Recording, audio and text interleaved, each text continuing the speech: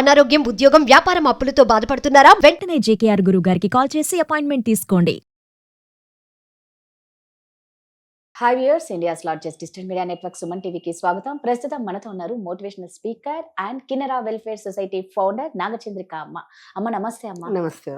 అమ్మ, మీరు ఎన్నో సంవత్సరాల నుంచి ఈ ఆశ్రమం అనేది ఎలాగో నడిపిస్తున్నారు. అంటే మీకు చాలా రకాలుగా మీరు చాలా మందిని చూసింటారు.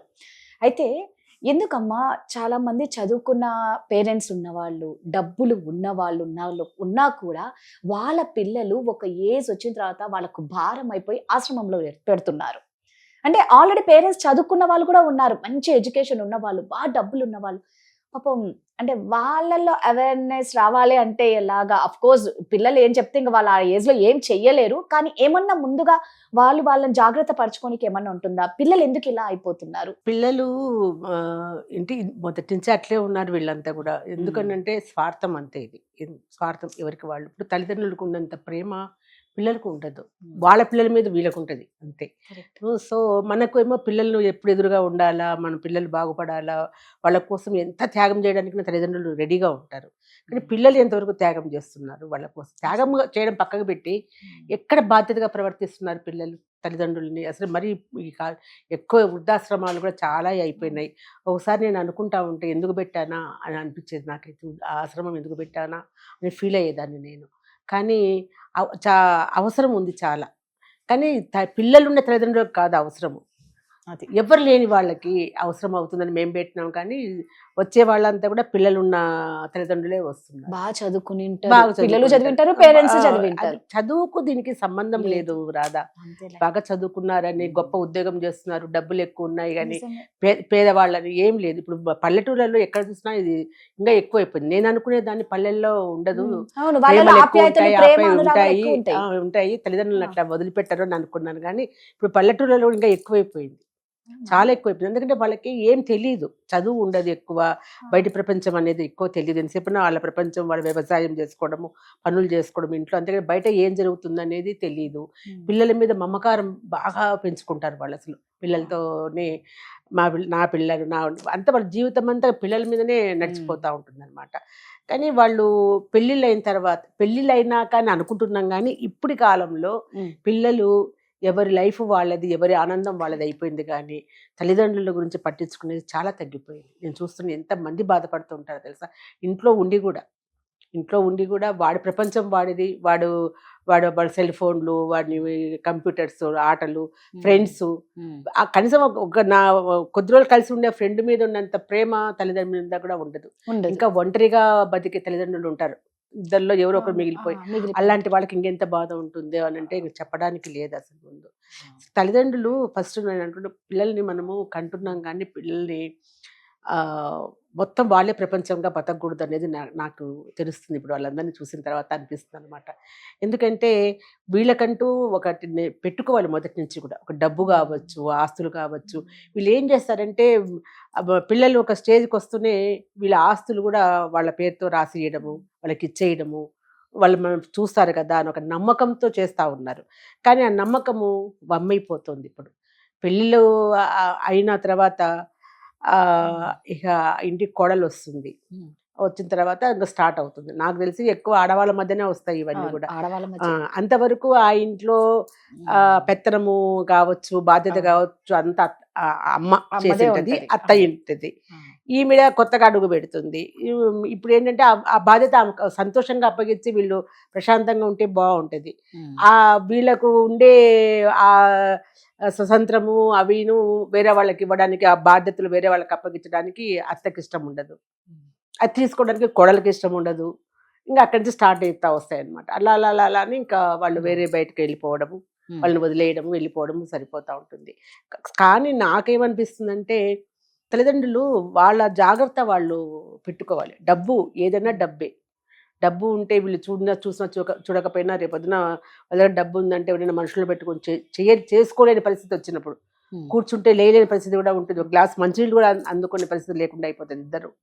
అట్లా పరిస్థితుల్లో ఎవరినో ఒక మనిషిని పెట్టుకొని వాళ్ళు చేయించుకోగలుగుతారు డబ్బు ఉంటే. అది లేక మొత్తం లాగేసుకొని వీళ్ళని రోడ్డు మీదకి తోయటము, లేదంటే ఓల్డేజ్ హోముల్లో వదిలేయటము, పోనీ అక్కడ పెట్టినా కూడా ఏమైనా బాధ్యతగా చూస్తారా అంటే ఇంకా అక్కడికి వన్స్ ఒక్కసారి పోయిన తర్వాత అయిపోయింది. వీళ్ళెవరో వాళ్ళెవరో చేతులు దులిపేసుకున్నట్టే కడుక్కున్నట్టే అయిపోతుంది.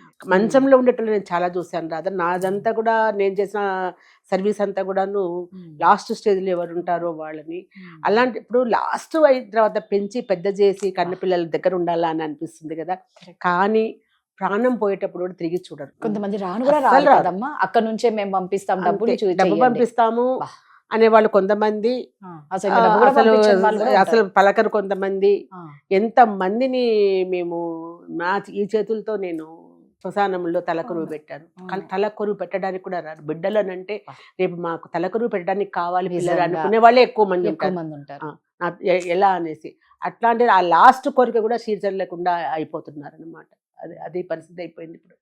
చాలా ఎక్కువైపోయినాయి ఓల్డ్ ఏజ్ హోమ్స్. రిజిస్టర్ అయినవి చాలా ఉన్నాయి, రిజిస్టర్ కానిటివి కూడా నడుపుతున్నారు కొంతమంది. కానీ అక్కడ అందరూ బాగుంటారా? నిజంగా బాగుంటారా?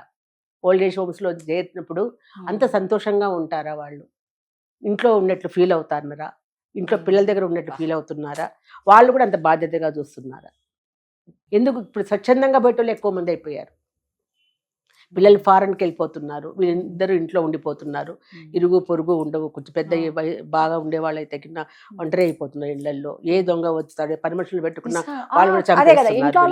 నమ్మడానికి లేదు, ప్రొటెక్షన్ ఏముంది వాళ్ళకి? అంత అయిపోయినాక వస్తారు పోలీసు వాళ్ళు కావచ్చు, బయట గవర్నమెంట్ కానీ, అయ్యో చంపేశారు అని చెప్పి. అంతేగాని బతుకున్నప్పుడు వచ్చి బాగున్నావా అని అడిగేటోళ్ళు ఎంతమంది ఉన్నారు? నేను ఇప్పుడు చూస్తూ ఉంటాను కదా, చాలా మందిని నేను పలకరిస్తూ ఉంటాను. ఒక్కొక్కసారి నాకు టైం ఉంటే వాళ్ళు ఇళ్ళ కాడికి పోతా, ఒంటరిగా ఉంటారు కదా, పోయి కాసేపు కూర్చొని మాట్లాడితే ఎంత సంతోషపడతారు తెలుసా వాళ్ళు. అమ్మ వచ్చినారా రండి అని పిలుస్తారు లోపలికి. అంత స్థితికి దిగజారిపోయేటట్టు ఎవరు చేస్తున్నారు వాళ్ళని? వాళ్ళే చేసుకుంటున్నారు నన్ను అడిగితే. వాళ్ళేనా? అంతే, వాళ్ళ ప్రేమ. అంతే, వాళ్ళ ప్రేమ, అతి ప్రేమ పిల్లల మీద. ఎవరిని ప్రేమిస్తారు తల్లిదండ్రులు పిల్లల్ని కాకుంటే చెప్పండి? కానీ అవతల పక్క వాళ్ళు ఏమీ ఆశించడం లేదు. వాళ్ళు మమ్మల్ని చూడమని అనడంలే. వీళ్ళు జాబులు చేసింటారు, లేదంటే కొంచెం వర్క్ చేసుకునే వాళ్ళైతే ఏదో అంతో ఇంతో ఇదిలో ఉంటారు. కానీ ఇక్కడ ఇలా అనాథలను చేసేసేస్తున్నారు తల్లిదండ్రుల్ని. కానీ ఆస్తులు లాక్కోవడము, కొట్టే వాళ్ళు ఉన్నారు తల్లిదండ్రుల్ని. ఆస్తులు లాక్కొని బయటకు తరిమేసే వాళ్ళు ఉన్నారు. రీసెంట్ గా కూడా చూసాం కదా, చాలా జరుగుతున్నాయి అది. కానీ వీటికి మన గవర్నమెంట్ లో కూడా కొంచెం అవేర్నెస్ ఉంది. చట్టం వచ్చింది ఒకటి 2007లోనే ఒక చట్టం వచ్చింది. అలా తల్లిదండ్రులు ఆస్తులను తీసేసుకుంటే పిల్లల్ని వీళ్ళు కంప్లైంట్ చేస్తే వాళ్ళని ఇమ్మీడియట్ గా అరెస్ట్ చేస్తారు. కానీ తల్లిదండ్రులు కంప్లైంట్ చెయ్యరు. ఎంతమంది తల్లిదండ్రులు ముందుకు వెళ్తున్నారు? వాళ్ళ మీద జైలు పోతారు పిల్లలు అనే ఒక భయంతో వాళ్ళు పెట్టే ఒక టార్చర్ని భరించడానికి కూడా వాళ్ళు రెడీ అయిపోతున్నారు. కానీ తల్లిదండ్రులు పిల్లల మీద కంప్లైంట్ చేయడానికి ఎవరు ముందుకు రారు. నిలవడానికి నీడ కూడా లేకుండా చేస్తున్నారు. ఆ స్థితిలోనే కదా వెళ్ళడం. అనాథాశ్రమాలకు కానీ ఓల్డేజ్ హోమ్స్కి కానీ ఎందుకు వెళ్ళాల్సి వస్తుంది? కాబట్టి మనం ఏంటంటే మన జాగ్రత్తలు ఏదైనా అంతే, ఏ విషయమైనా కూడా జాగ్రత్త మనకు మొదటి నుంచి అవసరం.